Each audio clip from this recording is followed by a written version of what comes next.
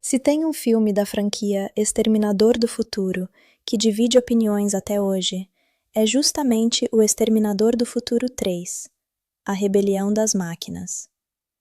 E eu já quero começar esse vídeo dizendo uma coisa que talvez surpreenda muita gente. Eu me diverti muito mais revendo esse filme agora do que da primeira vez que assisti. Sério mesmo. Quando a gente fala de Terminator, é quase impossível não pensar imediatamente nos dois primeiros filmes. O primeiro redefiniu a ficção científica de ação dos anos 80, e o segundo simplesmente virou uma das continuações mais influentes da história do cinema. Então, imaginem a pressão que existia quando chegou a hora de fazer um terceiro filme. E talvez esse seja justamente o maior problema que o Exterminador do Futuro 3 enfrentou desde o primeiro dia. Não era apenas mais uma sequência, era a sequência de um dos melhores filmes de ação já feitos. E convenhamos, essa é uma missão quase impossível. Mas antes de mergulhar na história, eu quero saber uma coisa de vocês. Quantos aqui cresceram assistindo esse filme na televisão aberta ou alugando DVD? Porque eu tenho uma memória muito específica dele. Eu lembro que durante anos eu enxerguei esse filme quase como uma cópia de O Julgamento Final. Era aquela sensação de, já vi isso antes. O exterminador volta. Um novo modelo mais avançado aparece. Tem perseguição de carro, tem destruição em massa, tem frases de efeito do Arnold. E durante muito tempo, eu achei que era só isso. Só que quando você revisita o filme depois de anos, principalmente conhecendo tudo o que aconteceu com a franquia depois, algumas coisas começam a chamar atenção de uma forma diferente. A primeira delas é a situação completamente deprimente em que encontramos John Connor. E honestamente, eu gosto muito dessa escolha. Pensa comigo. No final de O Julgamento Final, Sarah e John acreditavam que tinham vencido. Eles destruíram a Cyberdyne, impediram a criação da Skynet, mudaram o futuro. Pelo menos era isso que parecia. Então, o que acontece quando um garoto passa a infância inteira acreditando que vai liderar a humanidade numa guerra contra máquinas e, de repente, essa guerra nunca acontece? É exatamente essa crise existencial que o filme explora. Quando encontramos John Connor pela primeira vez, ele não é um herói, não é um líder, não é uma lenda. É praticamente um fantasma vivendo fora do sistema, sem documentos, sem endereço, sem emprego fixo, sem identidade digital, sem futuro. E eu acho interessante porque muita gente critica a interpretação de Nick Stahl, mas olhando hoje, eu entendo perfeitamente o que o filme estava tentando fazer. Esse não é o John Connor confiante que vimos quando criança. Esse é um homem destruído pela própria profecia. Imagine passar a vida inteira se preparando para um destino e depois descobrir que talvez esse destino nunca aconteça. Você treinou. Você sofreu. Você perdeu a infância. Sua mãe morreu. E agora? O que sobra? Esse sentimento aparece logo nos primeiros minutos do filme e dá um tom muito mais melancólico do que muita gente lembra. Ao mesmo tempo, a produção precisava apresentar uma nova ameaça. E é aí que entra uma das personagens mais controversas da franquia, a TX. Eu sei que existe uma parcela enorme dos fãs que prefere o T-1000 e considera qualquer comparação injusta. E, sinceramente, eu entendo. O T-1000 foi revolucionário. Mas a TX tem algumas qualidades que merecem reconhecimento. Primeiro, porque ela não tenta ser apenas uma cópia. Ela mistura características dos dois exterminadores anteriores. Possui um endoesqueleto físico extremamente resistente, como o T-800, mas também possui tecnologia de metal líquido, semelhante à do T-1000. Na teoria, ela representa exatamente aquilo que a Skynet faria depois de aprender com os fracassos anteriores. E isso faz sentido dentro da lógica da franquia. A Skynet perdeu para um T-800. Depois perdeu para um T-1000. Então a próxima evolução seria criar algo capaz de superar ambos. Quando ela aparece pela primeira vez, o filme deixa claro que estamos diante de uma máquina muito diferente. Existe uma frieza quase clínica em suas ações. Ao contrário do T-1000, que às vezes parecia sentir prazer na perseguição, a TX passa a impressão de estar simplesmente executando tarefas. Ela é eficiente, precisa, calculista. E algumas cenas iniciais fazem um ótimo trabalho em mostrar isso. Uma coisa que sempre me chamou a atenção é como o filme tenta atualizar o conceito de ameaça para os anos 2000. Nos anos 80, o medo estava ligado a armas nucleares e computadores militares. No começo dos anos 2000, o medo passou a envolver redes digitais, sistemas conectados e dependência tecnológica. Reassistindo hoje, algumas dessas ideias parecem até mais relevantes do que eram em 2003. Porque atualmente quase tudo depende de sistemas informatizados. Energia, comunicação, transporte, hospitais, serviços bancários. E quando o filme começa a sugerir que uma inteligência artificial pode assumir controle dessas estruturas, a premissa ganha um peso diferente, talvez até maior do que tinha quando foi lançada. E isso nos leva a uma das decisões mais corajosas de toda a produção. Uma decisão que, na minha opinião, salva o filme de ser apenas uma repetição do segundo. Mas sobre isso, nós vamos falar daqui a pouco, porque antes precisamos acompanhar o reencontro inesperado entre John Connor e Kate Brewster, uma personagem que acaba se tornando muito mais importante para a franquia do que parece inicialmente. Se existe uma coisa que eu acho que o Exterminador do Futuro 3 faz melhor do que muita gente lembra, é justamente a forma como ele reconstrói o destino de John Connor, sem transformar tudo numa simples repetição dos filmes anteriores. Porque quando Kate Brewster entra na história, não estamos apenas conhecendo uma nova personagem, estamos vendo uma peça fundamental de um quebra-cabeça que já estava montado desde o futuro. E essa é uma das primeiras coisas que me chamam a atenção quando revejo o filme hoje. Na primeira vez que assisti, Kate parecia apenas a substituta de Sarah Connor dentro da narrativa. Aquela personagem que precisa ser protegida enquanto as máquinas se enfrentam ao redor dela. Mas quando você observa melhor, percebe que ela tem uma função completamente diferente. Sarah era a mãe do líder da resistência. Kate será uma das líderes da resistência. A diferença é enorme. E o mais interessante é que o filme não entrega isso imediatamente. Quando reencontramos Kate, ela está vivendo uma vida absolutamente comum. Trabalha como veterinária, está planejando casamento, tentando organizar o futuro, preocupada com coisas normais que qualquer pessoa da idade dela estaria preocupada. E talvez seja exatamente por isso que funciona, porque o contraste entre a rotina dela e o apocalipse que está prestes a acontecer cria uma sensação muito desconfortável. Nós sabemos o que vem pela frente. Ela não. Nós sabemos que o mundo está a poucas horas de mudar para sempre. Ela ainda está preocupada com casamento, trabalho e compromissos familiares. É aquele tipo de tensão que funciona porque o público possui informações que os personagens não possuem. E eu gosto muito disso. Existe uma sensação constante de tragédia inevitável pairando sobre cada cena.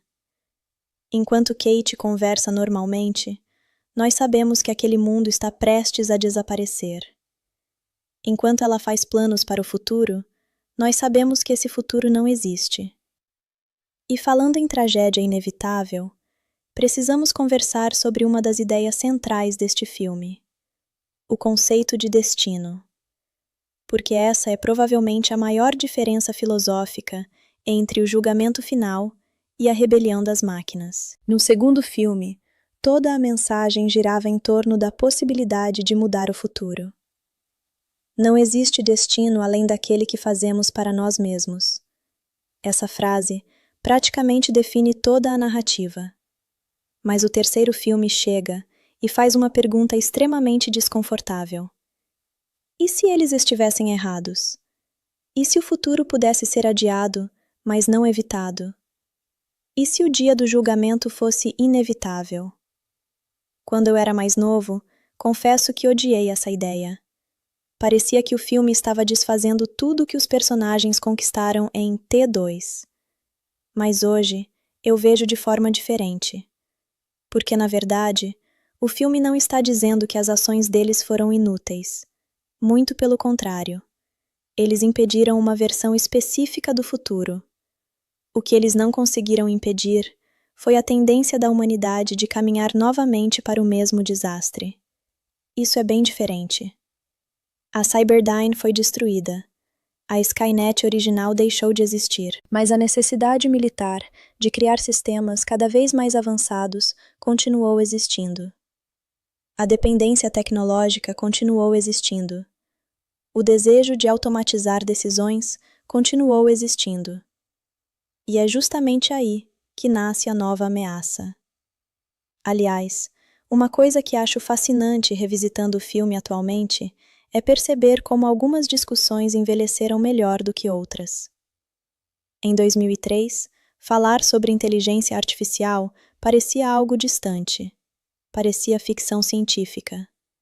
Hoje, não parece mais.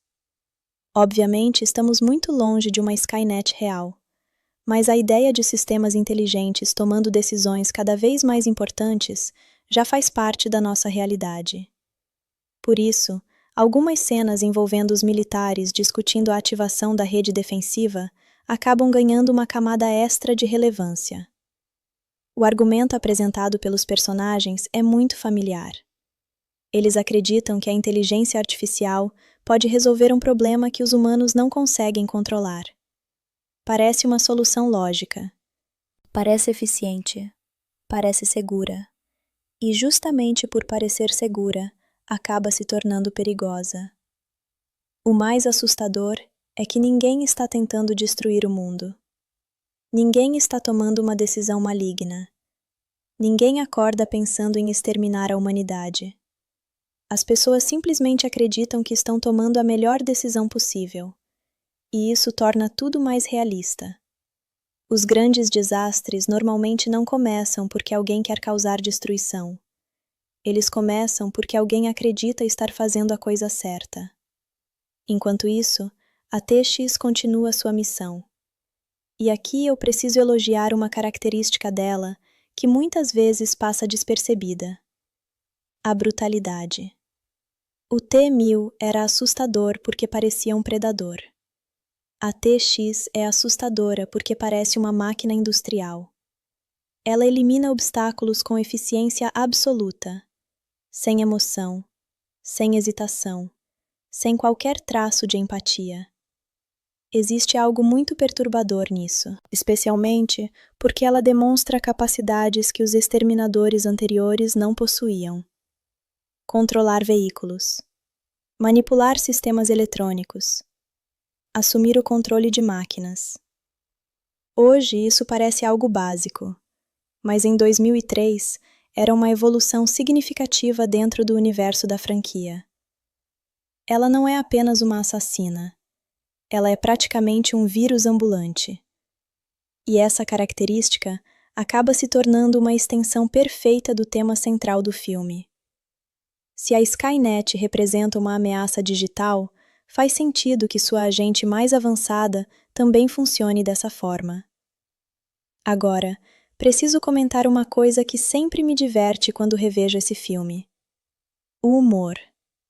Sim, eu sei que esse é um ponto extremamente controverso.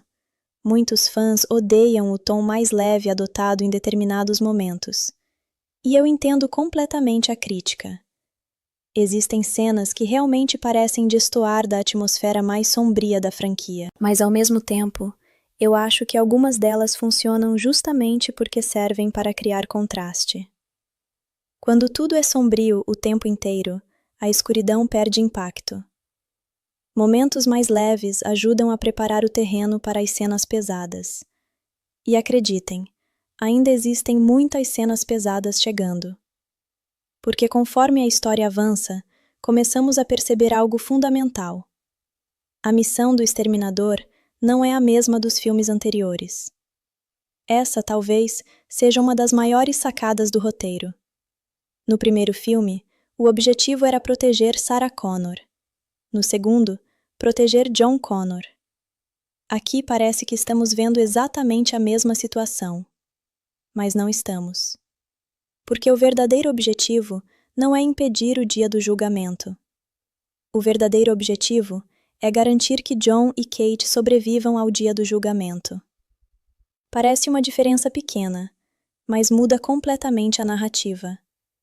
E quando essa informação começa a ficar clara, o filme assume uma direção totalmente diferente. De repente, não estamos assistindo uma corrida contra o tempo para salvar o mundo. Estamos assistindo uma corrida contra o tempo para sobreviver ao fim do mundo. Essa mudança de perspectiva transforma várias cenas que antes pareciam simples repetições. Porque o fracasso deixa de ser uma possibilidade distante. O fracasso já aconteceu. O futuro está vindo. A guerra está chegando. A única questão é quem estará vivo quando ela começar. E é exatamente nesse ponto que a história começa a ficar cada vez mais interessante. Porque John Connor passa a enfrentar algo que talvez seja ainda mais difícil do que lutar contra máquinas assassinas. Aceitar o próprio destino. Durante toda a sua vida, ele tentou fugir dessa responsabilidade. Tentou desaparecer. Tentou viver longe de tudo. Tentou acreditar que o futuro havia sido mudado. Mas agora, não existe mais para onde correr. As máquinas voltaram.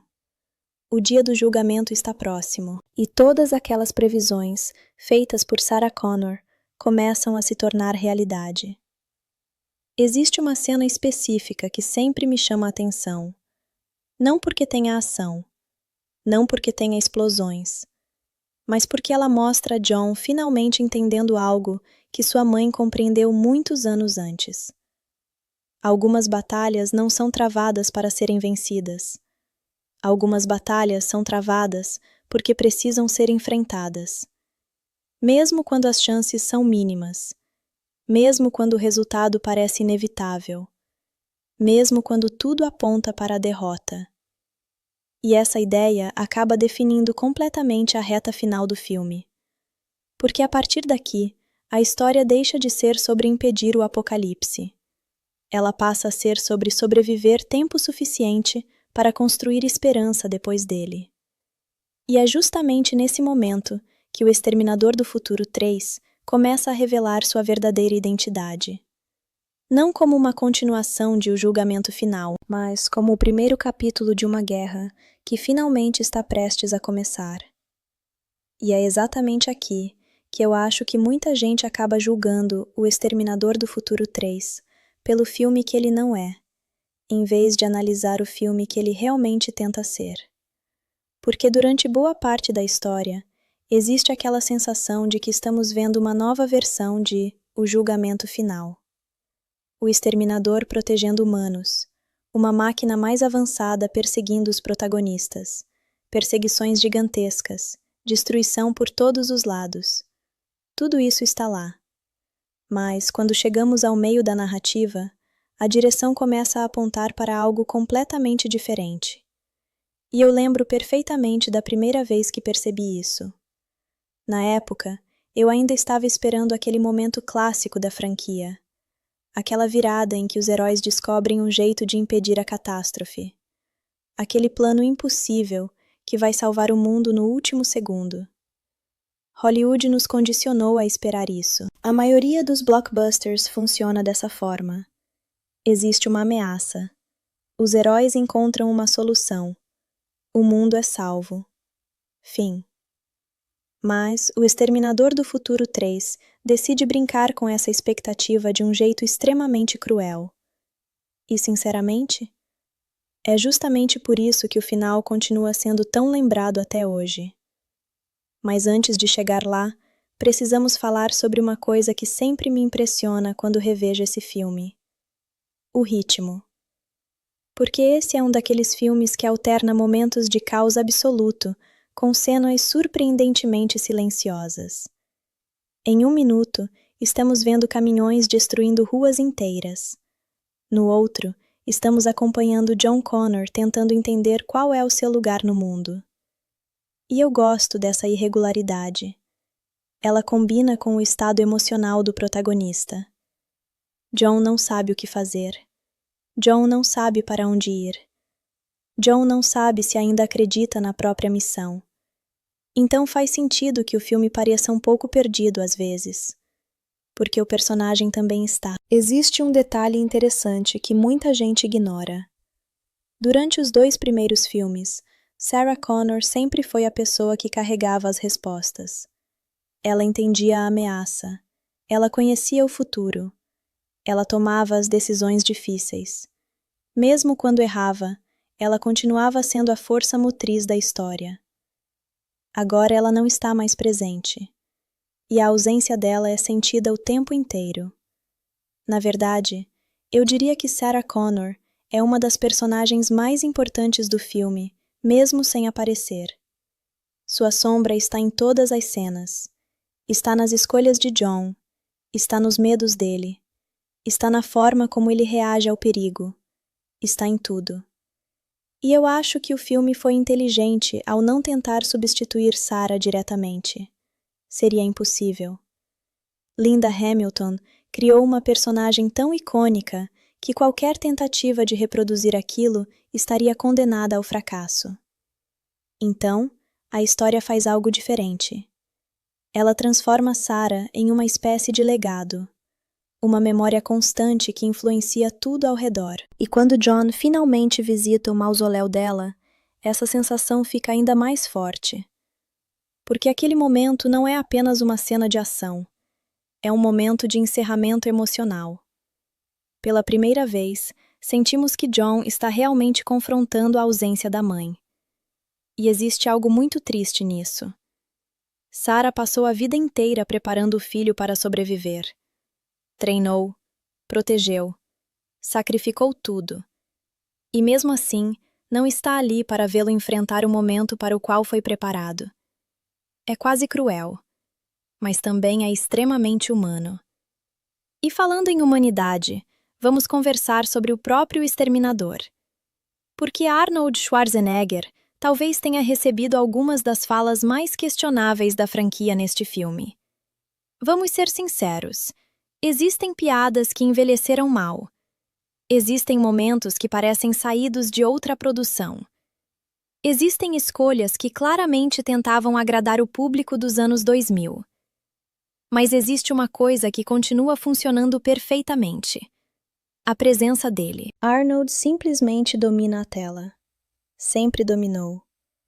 É difícil explicar para quem não viveu aquela época. Hoje, estamos acostumados a franquias gigantes, universos compartilhados e dezenas de super-heróis diferentes. Mas Arnold era um fenômeno. Quando ele aparecia em cena, você prestava atenção. Não importava o roteiro, não importava o contexto. Ele tinha aquela qualidade rara que transforma uma simples entrada em um evento. E isso continua acontecendo aqui. Mesmo quando o filme exagera no humor, mesmo quando algumas falas parecem forçadas, Arnold continua sendo convincente como uma máquina praticamente indestrutível. Aliás, uma das coisas que mais gosto nesta versão do Exterminador é a maneira como ele encara a própria obsolescência. Existe quase uma melancolia escondida ali. Ele sabe que não é a máquina mais avançada. Sabe que está enfrentando um modelo superior. Sabe que as chances estão contra ele. Mas continua avançando. Continua lutando. Continua protegendo. É uma característica muito humana para alguém que supostamente não deveria ser humano. E talvez seja exatamente por isso que a franquia sempre funcionou tão bem. No fundo, os exterminadores nunca foram apenas robôs. Eles representam escolhas.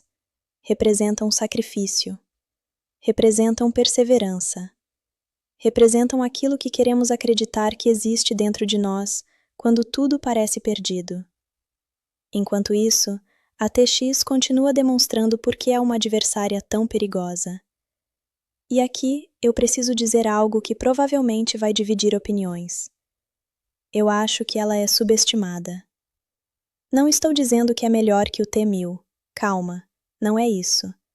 Mas acredito que muita gente reduz a personagem apenas à aparência ou ao fato de ter vindo depois de um vilão quase perfeito. Quando analisamos suas capacidades, ela é provavelmente a ameaça mais completa dos 3 primeiros filmes. Ela consegue combater exterminadores, controlar sistemas eletrônicos, manipular equipamentos militares, assumir identidades, adaptar estratégias. E, além disso, possui uma resistência absurda. O problema é que ela teve a missão impossível de suceder um dos melhores antagonistas da história do cinema. Pouquíssimos personagens sobreviveriam a essa comparação. Outro aspecto que merece reconhecimento é o trabalho físico da atriz. Grande parte da ameaça da TX não vem dos diálogos, vem da postura, dos movimentos, dos olhares, da forma como ela atravessa cenários destruídos sem demonstrar qualquer reação. Existe algo profundamente perturbador em uma criatura que não sente medo, dor, dúvida ou remorso. Ela simplesmente continua avançando. E essa característica acaba combinando perfeitamente com o tema central do filme. Porque a TX funciona quase como uma representação física do destino. Você pode correr, você pode resistir, você pode atrasar, mas ela continua vindo. Da mesma forma que o dia do julgamento continua vindo, da mesma forma que a guerra continua vindo, da mesma forma que o futuro continua vindo. E quanto mais a narrativa avança, mais percebemos que os personagens estão lutando contra algo muito maior do que uma única máquina. Eles estão lutando contra a inevitabilidade. E é justamente aí que o Exterminador do Futuro 3 encontra sua identidade própria. Não na ação, não nos efeitos especiais, não nas explosões, mas na sensação constante de que algo terrível está prestes a acontecer. Existe uma espécie de contagem regressiva invisível acompanhando toda a história, mesmo quando ninguém fala sobre ela. Mesmo quando os personagens estão ocupados resolvendo outros problemas. Nós sentimos que o relógio está correndo, e isso cria uma tensão muito diferente daquela presente nos filmes anteriores. No primeiro filme, a ameaça era localizada. No segundo, a ameaça era futura. Aqui, a ameaça está acontecendo em tempo real, neste exato momento. Enquanto os personagens dirigem, enquanto conversam, enquanto tentam sobreviver, o mundo está caminhando para o colapso, e ninguém consegue parar isso. Quando essa ideia finalmente começa a se consolidar, o filme assume um tom cada vez mais sombrio. As respostas começam a desaparecer, as alternativas começam a diminuir, as opções começam a acabar. E pela primeira vez na franquia, a sensação de derrota se torna quase palpável. Não porque os personagens sejam fracos, não porque faltem coragem, mas porque eles estão enfrentando algo que talvez nunca pudesse ser vencido. E conforme nos aproximamos da reta final, uma pergunta começa a dominar toda a narrativa. Se o dia do julgamento não pode ser impedido, então o que realmente significa vencer? E a resposta que o filme entrega para essa pergunta é justamente o que transforma seu final em um dos momentos mais ousados de toda a franquia. Chegamos ao ponto da história em que o Exterminador do Futuro 3 para de esconder suas intenções. E eu vou ser sincero com vocês. Toda vez que revejo essa parte do filme, minha opinião melhora um pouco mais. Não porque os defeitos desaparecem, eles continuam lá. Existem diálogos que poderiam ser melhores, algumas escolhas de tom continuam estranhas, e certas cenas ainda parecem excessivamente influenciadas pelo cinema de ação dos anos 2000. Mas quando falamos especificamente do desfecho, eu realmente acho que o filme merece muito mais reconhecimento do que costuma receber. porque agora já não estamos acompanhando uma corrida para impedir o apocalipse. Estamos assistindo ao nascimento dele. E existe uma diferença enorme entre essas duas coisas. Quando John Connor e Kate finalmente chegam a Crystal Peak, ainda existe uma pequena parte do público acreditando que alguma solução vai surgir. Talvez um sistema escondido, talvez um código de desligamento, talvez uma forma de neutralizar a Skynet nos últimos segundos. Hollywood nos treinou durante décadas para esperar isso. O problema é que o Exterminador do Futuro 3 não está interessado em nos dar aquilo que esperamos.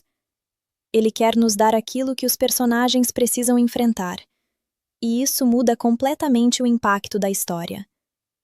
Uma das coisas que mais gosto nessa sequência é a forma como o filme trabalha a descoberta da verdade. Não existe uma grande explosão de informações.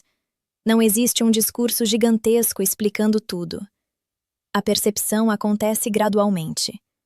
Primeiro vem a estranheza, depois a dúvida, então a compreensão e, finalmente, o choque. John percebe que não chegou ao centro da Skynet, não chegou a uma instalação capaz de salvar o planeta, não chegou a uma arma secreta. Ele chegou a um abrigo, um simples abrigo, um lugar construído para sobreviver ao que está prestes a acontecer. E, sinceramente, essa revelação continua funcionando incrivelmente bem, porque ela destrói a mesma ilusão que John carregou durante todo o filme. Durante toda a vida, na verdade. A ilusão de que ainda havia uma batalha para impedir o futuro. Não havia. A batalha agora é outra. A batalha agora é sobreviver. E essa mudança de perspectiva transforma completamente o personagem. Pela primeira vez, John Connor para de procurar uma saída. Pela primeira vez, ele para de fugir. Pela primeira vez, ele aceita a responsabilidade que tentou evitar durante anos.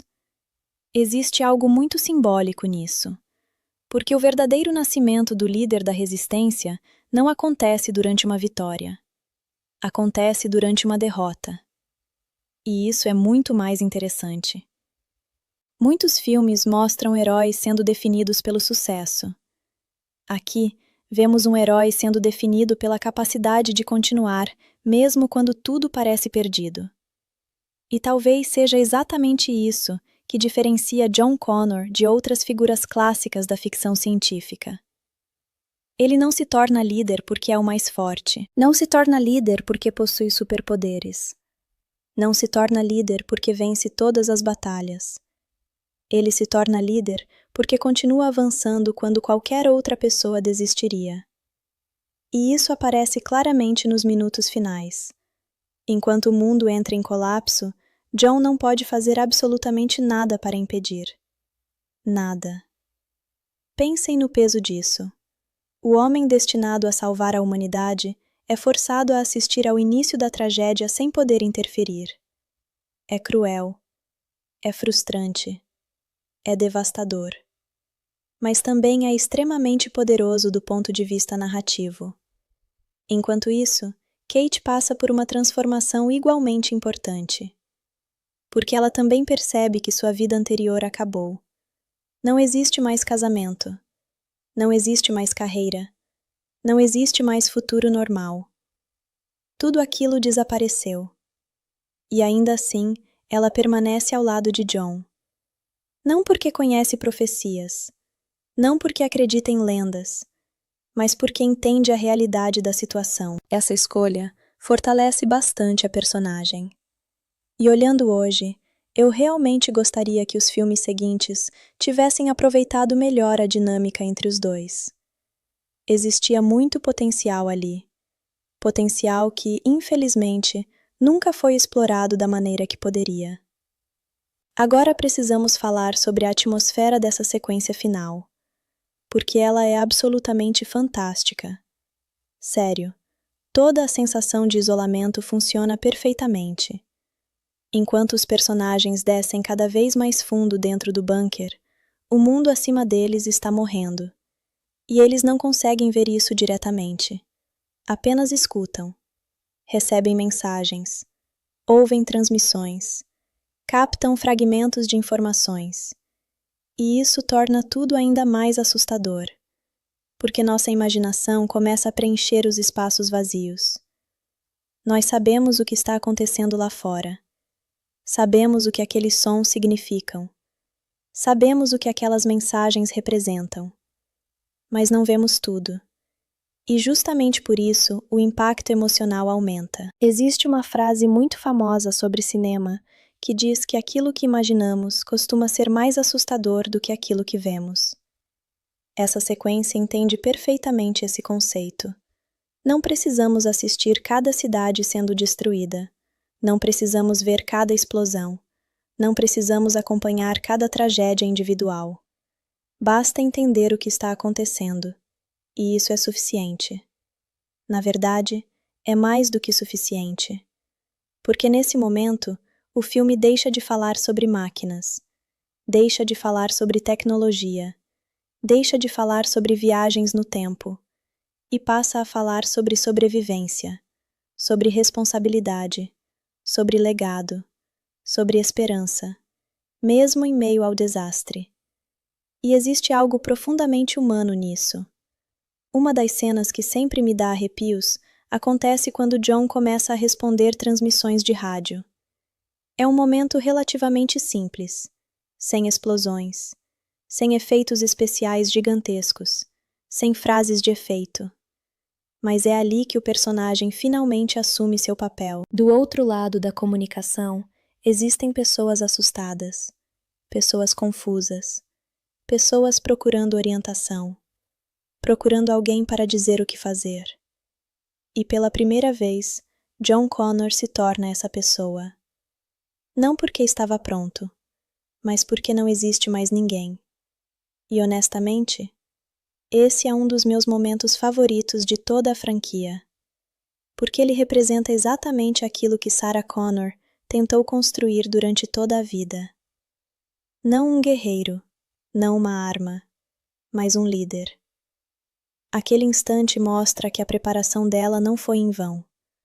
Tudo o que ela sacrificou, tudo o que ela sofreu, tudo o que ela perdeu, finalmente encontra significado, mesmo que ela não esteja presente para ver.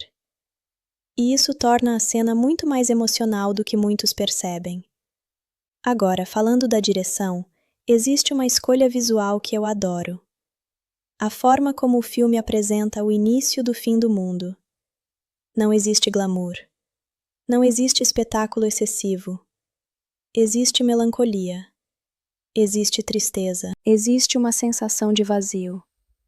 Porque o foco não está na destruição em si. O foco está na consequência dela. E isso diferencia bastante esse final de outros filmes de catástrofe. A destruição não é apresentada como entretenimento. É apresentada como tragédia, como perda, como fracasso coletivo. E isso dá ao encerramento um peso emocional muito maior. Quando os sistemas entram em colapso, quando as comunicações falham e quando a realidade finalmente alcança os personagens, percebemos algo importante. O Exterminador do Futuro 3 nunca foi sobre impedir o dia do julgamento. Foi sobre aceitar sua chegada. Foi sobre mostrar o momento exato em que a humanidade perde o controle.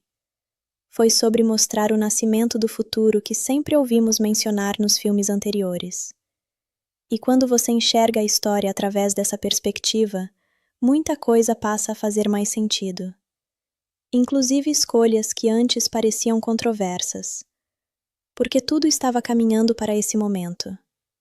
Tudo. E acreditem, ainda existe uma última camada nesse final que torna toda essa experiência ainda mais interessante quando analisamos o legado que o filme deixou para a franquia e para os fãs ao longo dos anos.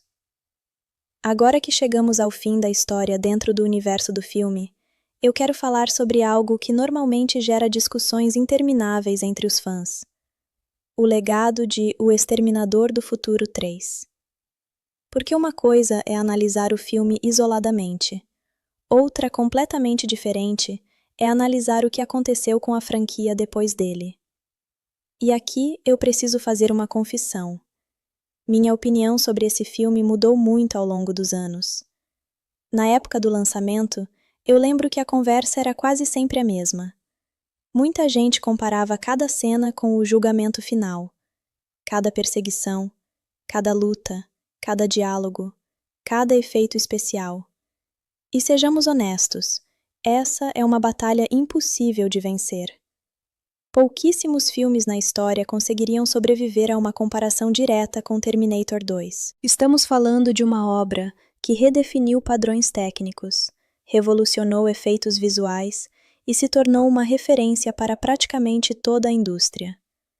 Então, quando você entra numa sequência esperando algo maior ou melhor do que aquilo, a chance de decepção é enorme. Mas existe uma diferença entre não superar um clássico e ser um filme ruim. E eu acho que muita gente acabou misturando essas duas coisas durante anos. Porque quando você remove a expectativa impossível de superar T2, várias qualidades começam a aparecer. A primeira delas é justamente a coragem do roteiro. Pode até não ser perfeito, pode até ter problemas, mas ele teve coragem. Coragem para seguir uma direção que grande parte do público não queria. Coragem para entregar um final desconfortável. Coragem para mostrar que algumas batalhas não podem ser evitadas. E quanto mais tempo passa, mais eu valorizo isso. Hoje vemos muitos filmes tentando agradar todo mundo, tentando evitar riscos, tentando permanecer em territórios seguros. O Exterminador do Futuro 3 faz exatamente o contrário. Ele toma uma decisão narrativa que sabia que iria dividir opiniões. E ainda assim segue em frente. Isso merece reconhecimento. Outro aspecto interessante é observar como o filme se tornou mais forte retroativamente, por causa das continuações que vieram depois. Eu sei que isso pode soar estranho, mas pensem comigo. Durante muito tempo, algumas pessoas viam o final de T3 como excessivamente pessimista. Então vieram outros filmes da franquia. Novas linhas temporais, novas tentativas de reiniciar a história, novas mudanças na continuidade. E, de repente, aquele final passou a parecer surpreendentemente sólido. Porque, independentemente do que você pensa sobre o restante do filme, o encerramento possui identidade própria. Você termina a sessão lembrando dele. E isso não é algo simples de conseguir. Existem produções muito melhores, tecnicamente, que desaparecem da memória poucos dias depois. O final de T3 continua sendo discutido décadas mais tarde. Isso diz alguma coisa. Também acho interessante observar como a percepção sobre John Connor mudou ao longo do tempo. Na época, muita gente rejeitou a versão apresentada aqui. As pessoas queriam ver o líder lendário, queriam ver o herói pronto. Queriam ver o comandante que ouvimos mencionar desde o primeiro filme. Mas olhando hoje, eu gosto justamente do fato de não vermos essa versão imediatamente. Porque líderes não aparecem do nada. Eles são construídos. Eles cometem erros. Eles enfrentam dúvidas. Eles falham. Eles aprendem. E este filme mostra exatamente essa fase da jornada. O problema é que boa parte do público queria assistir ao capítulo final da transformação sem passar pelos capítulos anteriores. Isso criou uma expectativa difícil de atender.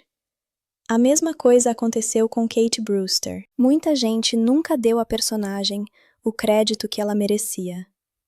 E isso é curioso porque o próprio filme deixa claro que ela terá uma importância gigantesca no futuro. Ela não está ali apenas para acompanhar John. Ela faz parte da estrutura de liderança da resistência.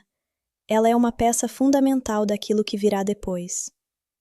Só que como nunca tivemos uma continuação direta, explorando adequadamente essa relação, muita gente acabou subestimando a personagem. Uma pena, porque existia material interessante para desenvolver. Agora vamos falar sobre Arnold Schwarzenegger. Porque, sinceramente, é impossível discutir esse filme sem falar dele. Existe uma energia muito específica que ele traz para a franquia. Mesmo quando o roteiro exagera, mesmo quando algumas piadas não funcionam, mesmo quando certas cenas envelhecem de forma estranha, Arnold continua sendo Arnold. E isso possui um peso enorme. Durante boa parte do filme, você sente que está reencontrando um velho conhecido, alguém que já faz parte da identidade da franquia. Alguém que imediatamente conecta essa história aos capítulos anteriores. Talvez seja por isso que tantas pessoas continuam reassistindo ao filme, mesmo reconhecendo seus defeitos. Existe um fator de entretenimento muito forte. Existe um carisma difícil de reproduzir. E existem poucos atores capazes de carregar esse tipo de legado. Outro detalhe que gosto bastante é a maneira como o filme retrata a inevitabilidade tecnológica. E aqui não estou dizendo que ele previu o futuro ou qualquer coisa parecida. Mas algumas perguntas continuam relevantes. Até que ponto devemos confiar decisões críticas a sistemas automatizados? O que acontece quando nossa infraestrutura se torna excessivamente dependente de tecnologia? Como reagimos quando perdemos controle sobre algo que nós mesmos criamos? Essas questões permanecem atuais. Talvez até mais atuais hoje do que eram em 2003. E isso ajuda o filme a manter certa relevância, mesmo após tantos anos. Porque ficção científica normalmente funciona melhor quando fala sobre o presente usando o futuro como ferramenta. E em vários momentos T3 consegue fazer isso, mesmo que nem sempre de forma perfeita. Aliás, existe uma ironia interessante envolvendo a própria recepção do filme. Durante muito tempo, ele foi considerado a sequência problemática da franquia, a continuação que não conseguiu atingir o nível dos clássicos. Mas, conforme novos filmes foram sendo lançados, uma parcela cada vez maior dos fãs começou a olhar para ele com outros olhos. Não necessariamente porque ficou melhor, mas porque algumas de suas qualidades passaram a ser mais valorizadas, especialmente a consistência de sua proposta. Você pode concordar ou discordar da direção escolhida, mas ela existe. O filme sabe para onde está indo, sabe qual mensagem quer transmitir, sabe qual história deseja contar, e isso é mais importante do que parece. Porque muitas franquias acabam se perdendo justamente quando deixam de ter uma direção clara. O Exterminador do Futuro 3 pode ser imperfeito, mas dificilmente pode ser chamado de indeciso. Ele assume sua visão até o último minuto. E talvez seja exatamente por isso que continua provocando debates. Porque obras esquecíveis raramente geram discussões 20 anos depois. As pessoas discutem aquilo que deixa marca, aquilo que provoca reação, aquilo que desafia expectativas. E gostando ou não, este filme fez tudo isso. Quando os créditos começam a subir, a sensação que permanece não é de triunfo, não é de celebração, não é de alívio, é de inquietação. Uma inquietação que acompanha o espectador por muito tempo depois que a tela fica escura. E, na minha opinião, esse é um dos maiores elogios que uma obra de ficção científica pode receber. Porque significa que ela conseguiu fazer algo além de simplesmente entreter. Conseguiu permanecer na cabeça do público. Conseguiu gerar reflexão. Conseguiu deixar perguntas sem respostas fáceis. E isso nos leva a uma discussão ainda mais interessante. O que realmente funcionou? O que não funcionou? E por que, mesmo depois de tantos anos, eu continuo voltando para este filme de tempos em tempos? Chegando a este ponto da análise, eu quero fazer algo um pouco diferente. Em vez de continuar apenas recontando acontecimentos ou curiosidades dos bastidores, quero conversar com vocês, como eu conversaria com um amigo depois de rever o filme numa madrugada qualquer. Porque existe uma diferença enorme entre analisar um filme tecnicamente e falar sobre a sensação que ele deixa quando os créditos sobem. E O Exterminador do Futuro 3 é exatamente esse tipo de filme. Quanto mais tempo passa, menos eu penso nele como uma continuação tentando superar Terminator 2. E mais eu penso nele como uma história sobre aceitação. Pode parecer estranho dizer isso sobre um filme cheio de explosões, perseguições e robôs assassinos. Mas observem a jornada de praticamente todos os personagens. John Connor passa o filme inteiro tentando fugir do próprio destino. Kate passa boa parte da história tentando entender uma realidade que parece impossível. O T-850 já sabe desde o início que sua missão não é vencer. Sua missão é apenas garantir que determinadas pessoas sobrevivam. Até mesmo o General Brewster passa seus últimos momentos tentando aceitar uma situação que percebe ser inevitável. Todo mundo está lidando com a mesma questão. Como reagir quando você descobre que não pode impedir algo?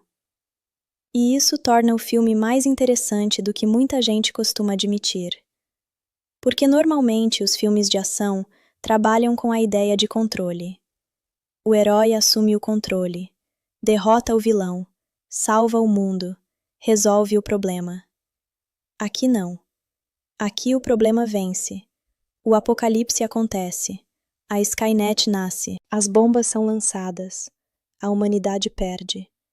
E mesmo assim, a história encontra uma maneira de terminar com esperança.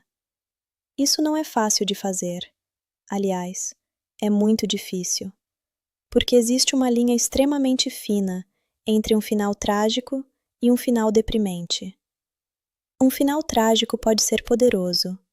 Um final deprimente apenas esgota o público. E na minha opinião, T3 consegue ficar do lado certo dessa linha. Sim, o mundo acaba. Sim, bilhões de pessoas morrem. Sim, os protagonistas falham em impedir a catástrofe. Mas o filme também mostra o surgimento da resistência. Mostra o nascimento da liderança de John. Mostra que ainda existe algo pelo qual lutar. E essa diferença muda tudo. Uma curiosidade interessante é que muitas pessoas lembram do filme principalmente por causa do final. E isso acontece porque o encerramento recontextualiza toda a narrativa. Quando você descobre que Crystal Peak não era um centro de controle da Skynet, mas sim um abrigo, várias cenas anteriores ganham novos significados. Várias conversas passam a fazer mais sentido. Várias escolhas dos personagens se encaixam melhor. É aquele tipo de reviravolta que não depende apenas do fator surpresa. Ela também melhora a experiência de revisitar a obra. E eu adoro quando um filme consegue fazer isso. Porque existem reviravoltas que funcionam apenas uma vez. Depois que você conhece a resposta, elas perdem completamente a força. Já aqui acontece o contrário. Quando você reassiste, sabendo o que vai acontecer, começa a perceber pequenos detalhes espalhados ao longo da narrativa. Pequenos sinais, pequenas pistas, pequenas escolhas de diálogo. E isso demonstra um cuidado maior do que muitos críticos reconheceram na época. Agora, falando sobre a TX, eu acho curioso como a personagem foi recebida ao longo dos anos. No lançamento, muita gente a enxergava apenas como uma tentativa de repetir o sucesso do T-1000. Mas olhando hoje, vejo uma identidade própria muito mais forte. Ela representa uma evolução diferente. Não apenas uma máquina mais resistente, não apenas uma máquina mais rápida, mas uma máquina capaz de controlar outras máquinas. E quando pensamos no conceito da Skynet, isso faz todo sentido. A ameaça não é apenas física.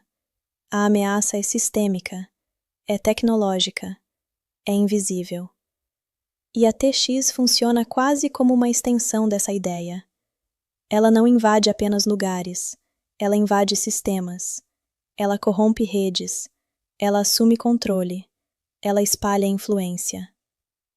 Hoje isso parece até mais relevante do que parecia em 2003. E talvez seja por isso que a personagem tenha envelhecido melhor do que muitos imaginavam. Outro ponto que merece destaque é a direção de Jonathan Mostow. Eu sei que falar dele dentro da franquia sempre gera opiniões divididas. Mas, sinceramente, acho que ele recebeu mais críticas do que merecia. Porque ele assumiu uma tarefa praticamente impossível. Imagine ser o diretor responsável por continuar duas das obras mais importantes da ficção científica moderna. Imagine lidar com comparações constantes com James Cameron. Imagine trabalhar sob expectativas absurdamente altas. Não existe cenário fácil aí. E mesmo assim, ele entregou um filme que, 20 anos depois, ainda está sendo discutido. Isso, por si só, já significa alguma coisa. Claro que existem decisões questionáveis. Claro que algumas cenas poderiam ter sido melhores. Claro que certos momentos cômicos quebram a tensão de forma excessiva. Mas também existem perseguições excelentes. Existem cenas de ação memoráveis. Existem escolhas visuais interessantes. E, principalmente, existe coragem narrativa. Algo que nunca deveria ser ignorado. Falando em coragem, uma das coisas que mais admiro no filme é o fato de ele não transformar John Connor em uma versão idealizada do herói. Seria muito fácil apresentar um líder perfeito, um guerreiro impecável, um estrategista brilhante, um homem sem dúvidas. Mas pessoas assim normalmente não parecem reais. O John Connor de T3 parece humano, confuso, assustado, frustrado, cansado. E justamente por isso, sua transformação funciona. Quando finalmente assume a responsabilidade no final, sentimos que ele conquistou aquele momento. Não porque o roteiro disse que ele era especial, mas porque acompanhamos sua jornada até chegar ali. Isso faz diferença. Muita diferença. Também gosto de pensar em como este filme conversa com os dois anteriores. O primeiro falava sobre sobrevivência. O segundo falava sobre esperança. O terceiro fala sobre inevitabilidade. São temas diferentes, perspectivas diferentes, mas ainda pertencem ao mesmo universo. Ainda dialogam entre si. E isso ajuda a preservar uma certa unidade temática dentro da trilogia original. Mesmo que o nível de qualidade não seja exatamente o mesmo entre os três filmes. Agora, existe uma pergunta que aparece sempre quando falamos sobre T3. Ele é subestimado?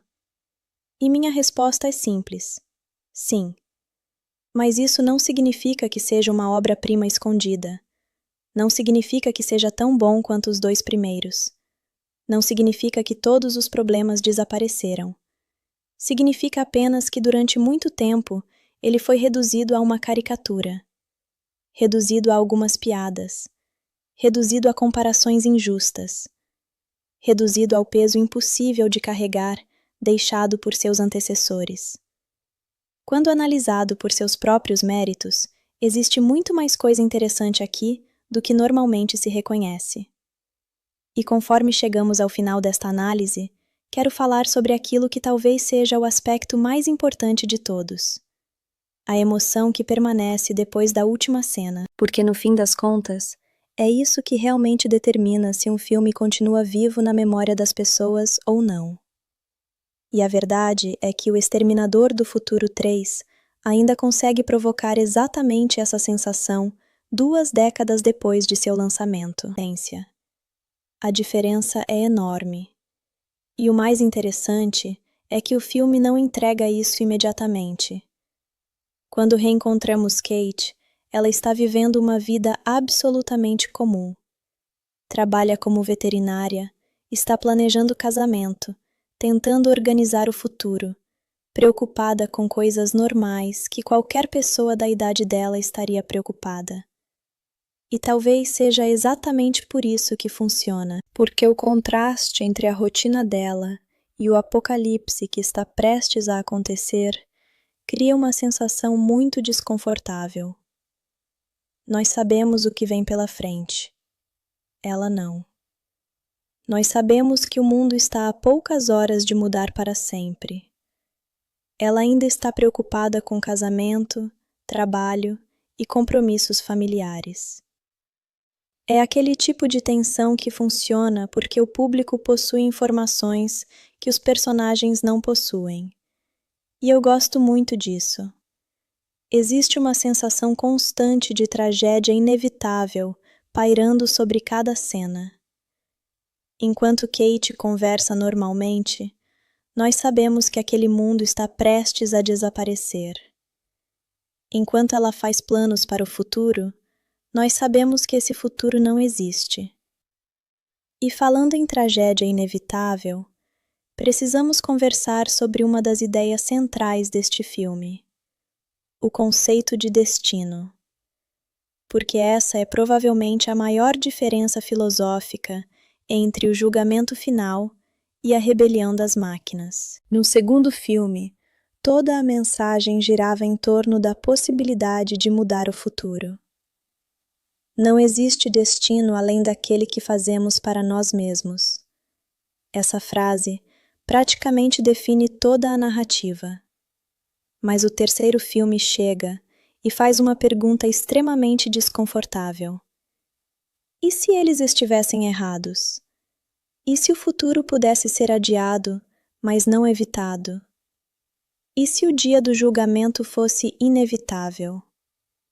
Quando eu era mais novo, confesso que odiei essa ideia. Parecia que o filme estava desfazendo tudo que os personagens conquistaram em T2. Mas hoje, eu vejo de forma diferente. Porque, na verdade, o filme não está dizendo que as ações deles foram inúteis. Muito pelo contrário. Eles impediram uma versão específica do futuro. O que eles não conseguiram impedir foi a tendência da humanidade de caminhar novamente para o mesmo desastre. Isso é bem diferente. A Cyberdyne foi destruída. A Skynet original deixou de existir. Mas a necessidade militar de criar sistemas cada vez mais avançados continuou existindo. A dependência tecnológica continuou existindo. O desejo de automatizar decisões continuou existindo. E é justamente aí que nasce a nova ameaça. Aliás, uma coisa que acho fascinante revisitando o filme atualmente é perceber como algumas discussões envelheceram melhor do que outras. Em 2003, falar sobre inteligência artificial parecia algo distante. Parecia ficção científica. Hoje, não parece mais. Obviamente, estamos muito longe de uma Skynet real, mas a ideia de sistemas inteligentes tomando decisões cada vez mais importantes já faz parte da nossa realidade. Por isso, algumas cenas envolvendo os militares discutindo a ativação da rede defensiva acabam ganhando uma camada extra de relevância. O argumento apresentado pelos personagens é muito familiar. Eles acreditam que a inteligência artificial pode resolver um problema que os humanos não conseguem controlar. Parece uma solução lógica. Parece eficiente. Parece segura. E justamente por parecer segura, acaba se tornando perigosa. O mais assustador é que ninguém está tentando destruir o mundo. Ninguém está tomando uma decisão maligna. Ninguém acorda pensando em exterminar a humanidade. As pessoas simplesmente acreditam que estão tomando a melhor decisão possível. E isso torna tudo mais realista. Os grandes desastres normalmente não começam porque alguém quer causar destruição. Eles começam porque alguém acredita estar fazendo a coisa certa. Enquanto isso, a TX continua sua missão. E aqui eu preciso elogiar uma característica dela que muitas vezes passa despercebida: a brutalidade. O T-1000 era assustador porque parecia um predador. A TX é assustadora porque parece uma máquina industrial. Ela elimina obstáculos com eficiência absoluta, sem emoção, sem hesitação, sem qualquer traço de empatia. Existe algo muito perturbador nisso, especialmente porque ela demonstra capacidades que os exterminadores anteriores não possuíam. Controlar veículos, manipular sistemas eletrônicos, assumir o controle de máquinas. Hoje isso parece algo básico, mas em 2003 era uma evolução significativa dentro do universo da franquia. Ela não é apenas uma assassina, ela é praticamente um vírus ambulante. E essa característica acaba se tornando uma extensão perfeita do tema central do filme. Se a Skynet representa uma ameaça digital, faz sentido que sua agente mais avançada também funcione dessa forma.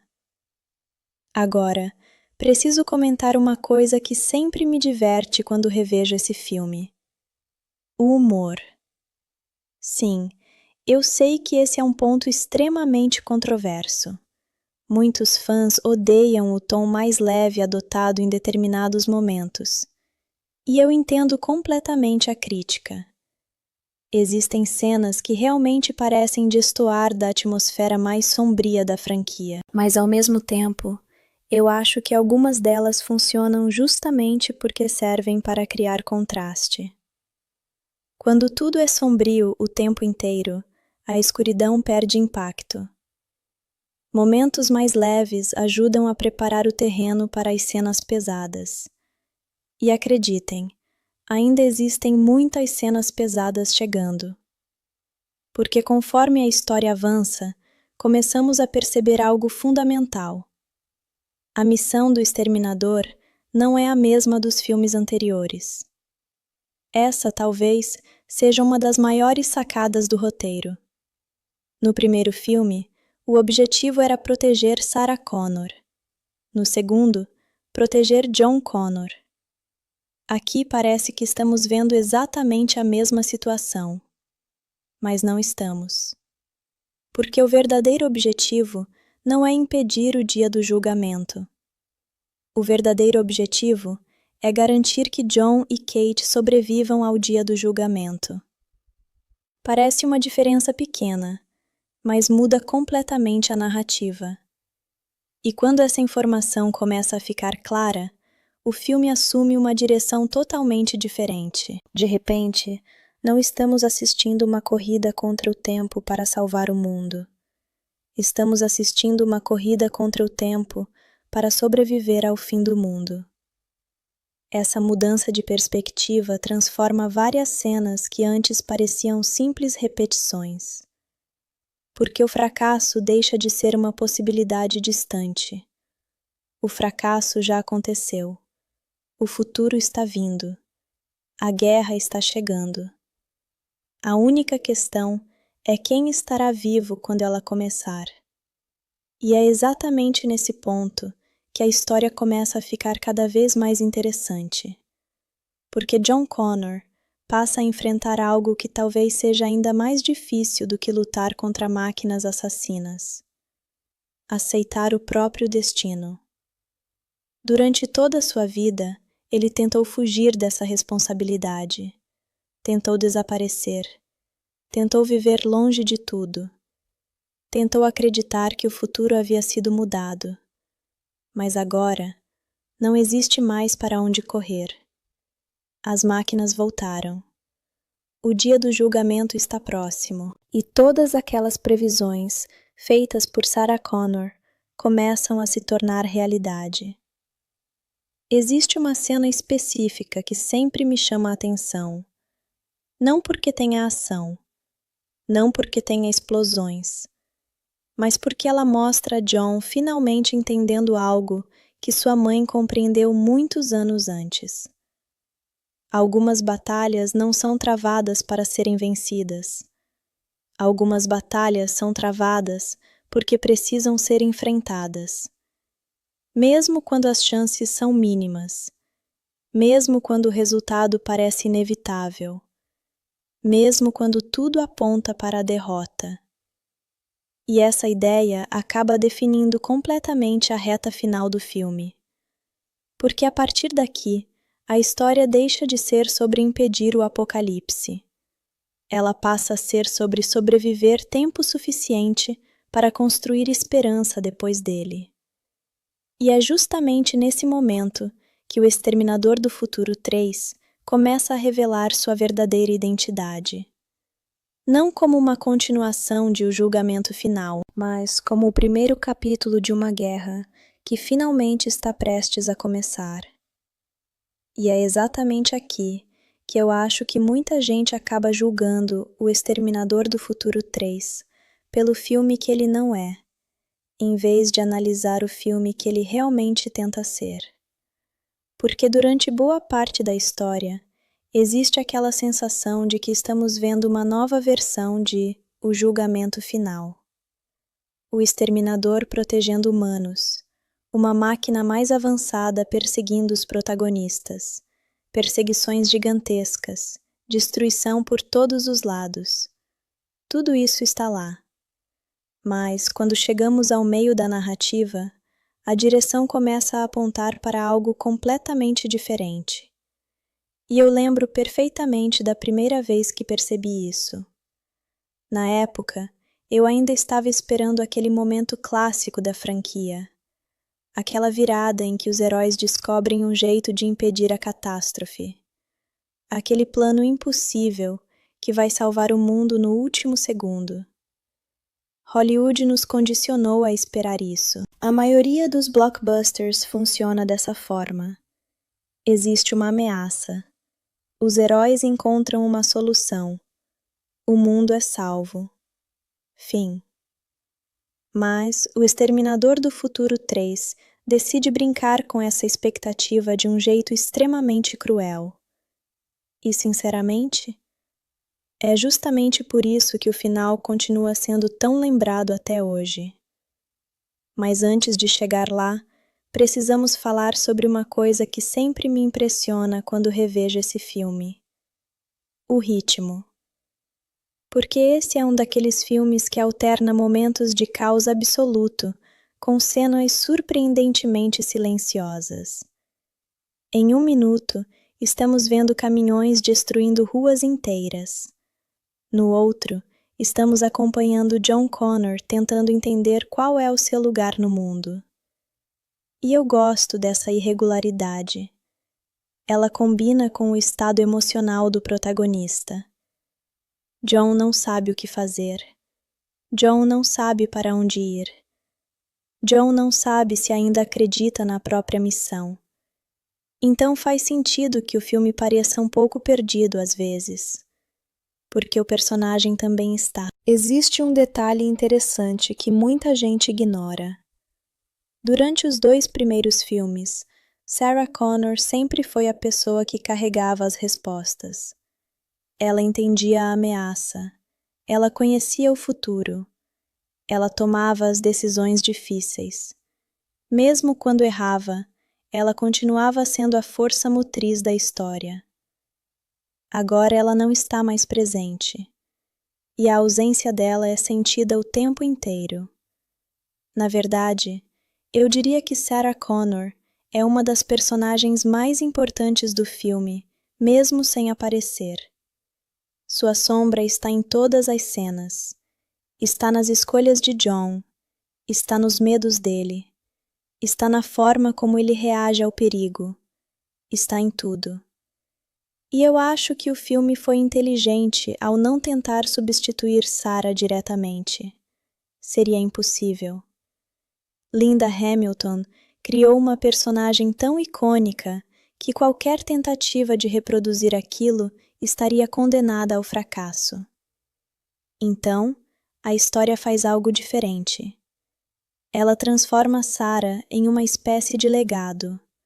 Uma memória constante que influencia tudo ao redor. E quando John finalmente visita o mausoléu dela, essa sensação fica ainda mais forte. Porque aquele momento não é apenas uma cena de ação. É um momento de encerramento emocional. Pela primeira vez, sentimos que John está realmente confrontando a ausência da mãe. E existe algo muito triste nisso. Sarah passou a vida simples, sem explosões, sem efeitos especiais gigantescos, sem frases de efeito. Mas é ali que o personagem finalmente assume seu papel. Do outro lado da comunicação, existem pessoas assustadas, pessoas confusas, pessoas procurando orientação, procurando alguém para dizer o que fazer. E pela primeira vez, John Connor se torna essa pessoa. Não porque estava pronto, mas porque não existe mais ninguém. E honestamente, esse é um dos meus momentos favoritos de toda a franquia, porque ele representa exatamente aquilo que Sarah Connor tentou construir durante toda a vida. Não um guerreiro, não uma arma, mas um líder. Aquele instante mostra que a preparação dela não foi em vão. Tudo o que ela sacrificou, tudo o que ela sofreu, tudo o que ela perdeu, finalmente encontra significado, mesmo que ela não esteja presente para ver. E isso torna a cena muito mais emocional do que muitos percebem. Agora, falando da direção, existe uma escolha visual que eu adoro. A forma como o filme apresenta o início do fim do mundo. Não existe glamour. Não existe espetáculo excessivo. Existe melancolia. Existe tristeza. Existe uma sensação de vazio. Porque o foco não está na destruição em si. O foco está na consequência dela. E isso diferencia bastante esse final de outros filmes de catástrofe. A destruição não é apresentada como entretenimento. É apresentada como tragédia, como perda, como fracasso coletivo. E isso dá ao encerramento um peso emocional muito maior. Quando os sistemas entram em colapso, quando as comunicações falham e quando a realidade finalmente alcança os personagens, percebemos algo importante. O Exterminador do Futuro 3 nunca foi sobre impedir o dia do julgamento. Foi sobre aceitar sua chegada. Foi sobre mostrar o momento exato em que a humanidade perde o controle. Foi sobre mostrar o nascimento do futuro que sempre ouvimos mencionar nos filmes anteriores. E quando você enxerga a história através dessa perspectiva, muita coisa passa a fazer mais sentido. Inclusive escolhas que antes pareciam controversas. Porque tudo estava caminhando para esse momento. Tudo. E acreditem, ainda existe uma última camada nesse final que torna toda essa experiência ainda mais interessante quando analisamos o legado que o filme deixou para a franquia e para os fãs ao longo dos anos. Agora que chegamos ao fim da história dentro do universo do filme, eu quero falar sobre algo que normalmente gera discussões intermináveis entre os fãs. O legado de O Exterminador do Futuro 3. Porque uma coisa é analisar o filme isoladamente, outra completamente diferente é analisar o que aconteceu com a franquia depois dele. E aqui eu preciso fazer uma confissão. Minha opinião sobre esse filme mudou muito ao longo dos anos. Na época do lançamento, eu lembro que a conversa era quase sempre a mesma. Muita gente comparava cada cena com o julgamento final. Cada perseguição, cada luta, cada diálogo, cada efeito especial. E sejamos honestos, essa é uma batalha impossível de vencer.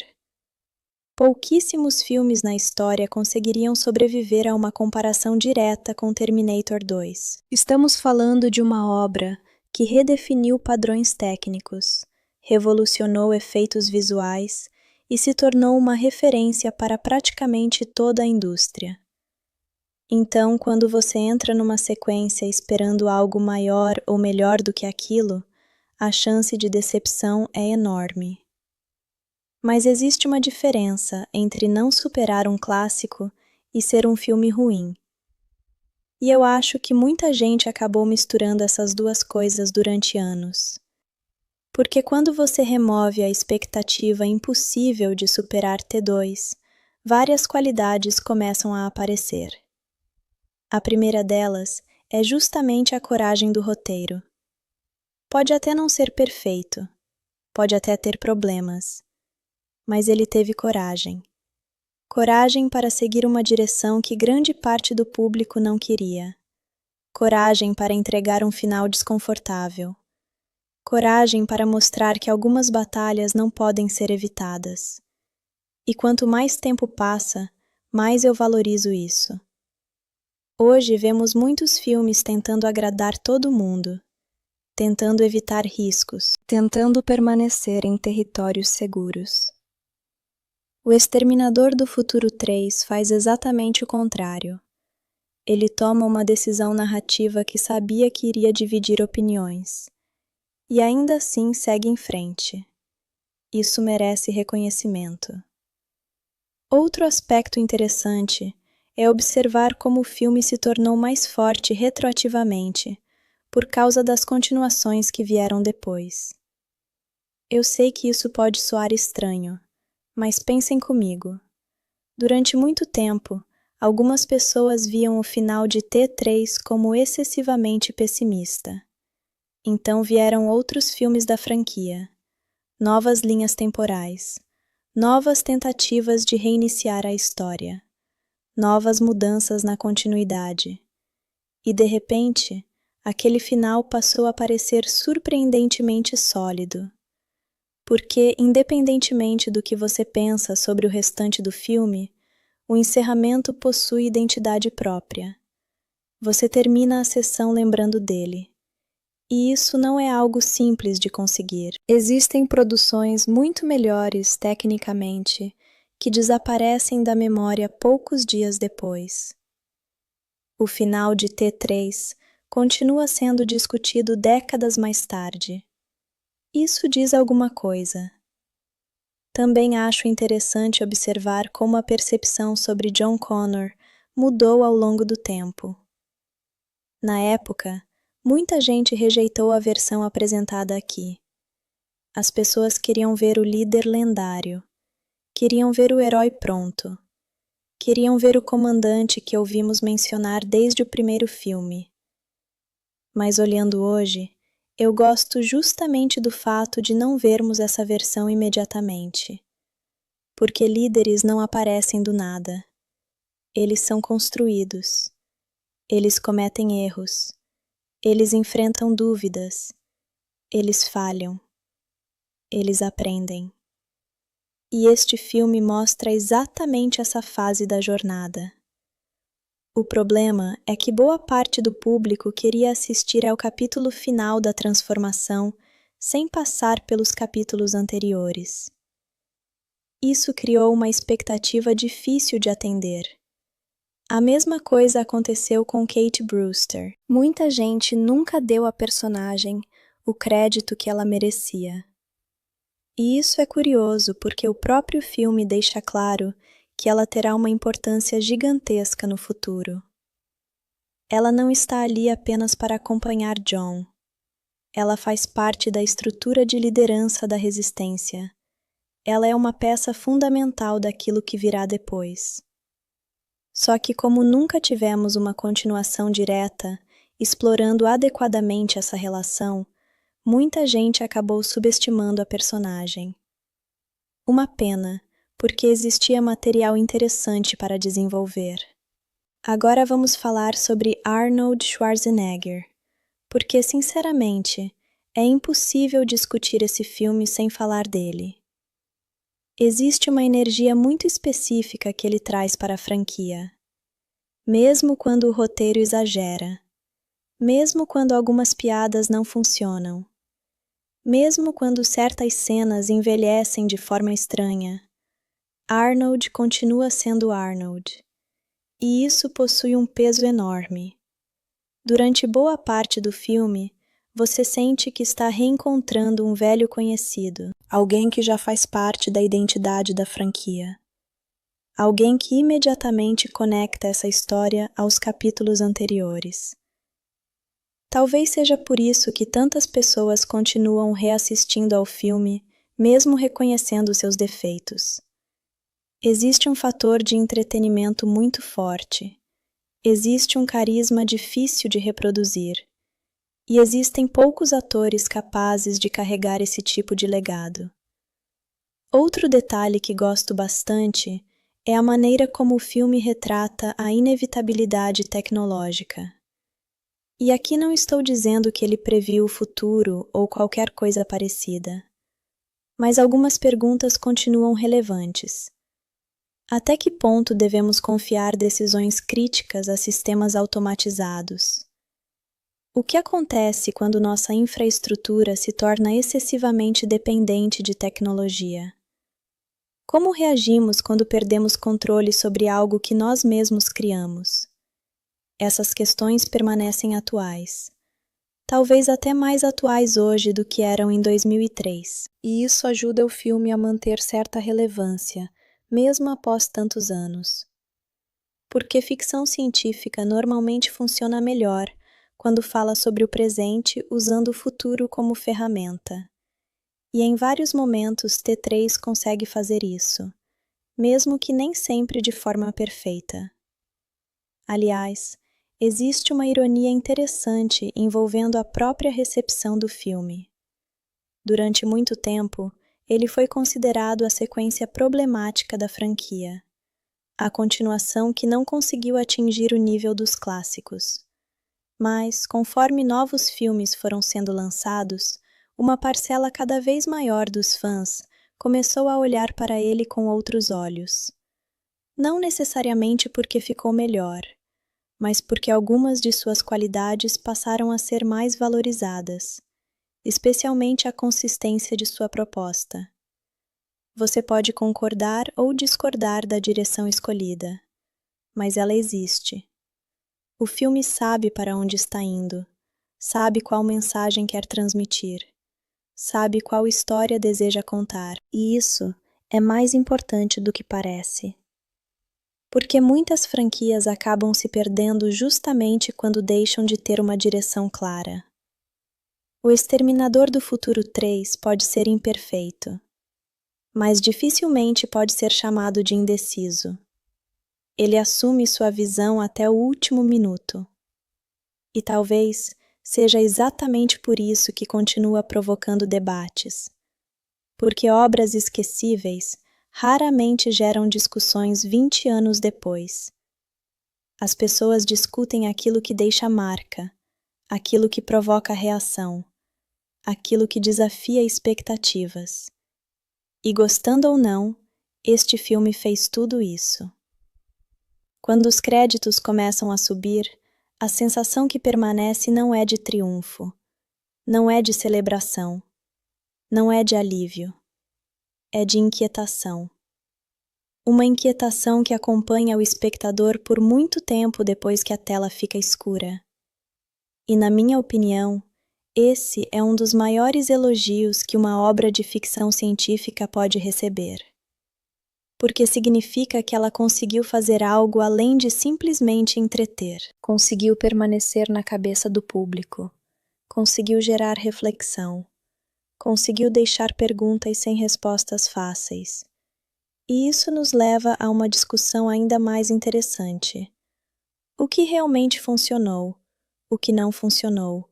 E por que, mesmo depois de tantos anos, eu continuo voltando para este filme de tempos em tempos? Chegando a este ponto da análise, eu quero fazer algo um pouco diferente.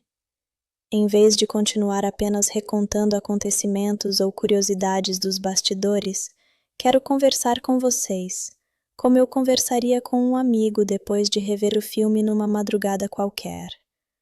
Porque existe uma diferença enorme entre analisar um filme tecnicamente e falar sobre a sensação que ele deixa quando os créditos sobem. E O Exterminador do Futuro 3 é exatamente esse tipo de filme. Quanto mais tempo passa, menos eu penso nele como uma continuação tentando superar Terminator 2, E mais eu penso nele como uma história sobre aceitação. Pode parecer estranho dizer isso sobre um filme cheio de explosões, perseguições e robôs assassinos. Mas observem a jornada de praticamente todos os personagens. John Connor passa o filme inteiro tentando fugir do próprio destino. Kate passa boa parte da história tentando entender uma realidade que parece impossível. O T-850 já sabe desde o início que sua missão não é vencer. Sua missão é apenas garantir que determinadas pessoas sobrevivam. Até mesmo o General Brewster passa seus últimos momentos tentando aceitar uma situação que percebe ser inevitável. Todo mundo está lidando com a mesma questão. Como reagir quando você descobre que não pode impedir algo? E isso torna o filme mais interessante do que muita gente costuma admitir. Porque normalmente os filmes de ação trabalham com a ideia de controle. O herói assume o controle, derrota o vilão, salva o mundo, resolve o problema. Aqui não. Aqui o problema vence. O apocalipse acontece. A Skynet nasce. As bombas são lançadas. A humanidade perde. E mesmo assim, a história encontra uma maneira de terminar com esperança. Isso não é fácil de fazer. Aliás, é muito difícil. Porque existe uma linha extremamente fina entre um final trágico e um final deprimente. Um final trágico pode ser poderoso. Um final deprimente apenas esgota o público. E na minha opinião, T3 consegue ficar do lado certo dessa linha. Sim, o mundo acaba. Sim, bilhões de pessoas morrem. Sim, os protagonistas falham em impedir a catástrofe. Mas o filme também mostra o surgimento da resistência.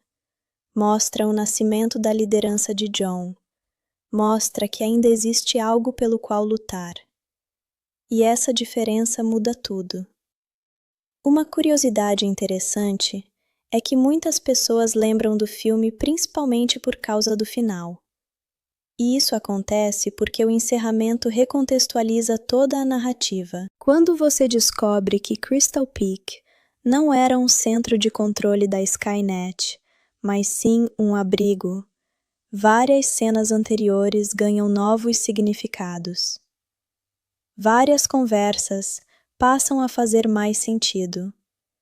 Várias escolhas dos personagens se encaixam melhor. É aquele tipo de reviravolta que não depende apenas do fator surpresa. Ela também melhora a experiência de revisitar a obra. E eu adoro quando um filme consegue fazer isso. Porque existem reviravoltas que funcionam apenas uma vez. Depois que você conhece a resposta, elas perdem completamente a força. Já aqui acontece o contrário. Quando você reassiste, sabendo o que vai acontecer, começa a perceber pequenos detalhes espalhados ao longo da narrativa. Pequenos sinais, pequenas pistas, pequenas escolhas de diálogo. E isso demonstra um cuidado maior do que muitos críticos reconheceram na época. Agora, falando sobre a TX, eu acho curioso como a personagem foi recebida ao longo dos anos. No lançamento, muita gente a enxergava apenas como uma tentativa de repetir o sucesso do T-1000. Mas olhando hoje, vejo uma identidade própria muito mais forte. Ela representa uma evolução diferente. Não apenas uma máquina mais resistente, não apenas uma máquina mais rápida, mas uma máquina capaz de controlar outras máquinas. E quando pensamos no conceito da Skynet, isso faz todo sentido. A ameaça não é apenas física. A ameaça é sistêmica, é tecnológica, é invisível. E a TX funciona quase como uma extensão dessa ideia. Ela não invade apenas lugares, ela invade sistemas, ela corrompe redes, ela assume controle, ela espalha influência. Hoje isso parece até mais relevante do que parecia em 2003. E talvez seja por isso que a personagem tenha envelhecido melhor do que muitos imaginavam. Outro ponto que merece destaque é a direção de Jonathan Mostow. Eu sei que falar dele dentro da franquia sempre gera opiniões divididas. Mas, sinceramente, acho que ele recebeu mais críticas do que merecia. Porque ele assumiu uma tarefa praticamente impossível. Imagine ser o diretor responsável por continuar duas das obras mais importantes da ficção científica moderna. Imagine lidar com comparações constantes com James Cameron. Imagine trabalhar sob expectativas absurdamente altas. Não existe cenário fácil aí. E mesmo assim, ele entregou um filme que, 20 anos depois, ainda está sendo discutido. Isso, por si só, já significa alguma coisa. Claro que existem decisões questionáveis. Claro que algumas cenas poderiam ter sido melhores. Claro que certos momentos cômicos quebram a tensão de forma excessiva. Mas também existem perseguições excelentes. Existem cenas de ação memoráveis. Existem escolhas visuais interessantes. E, principalmente, existe coragem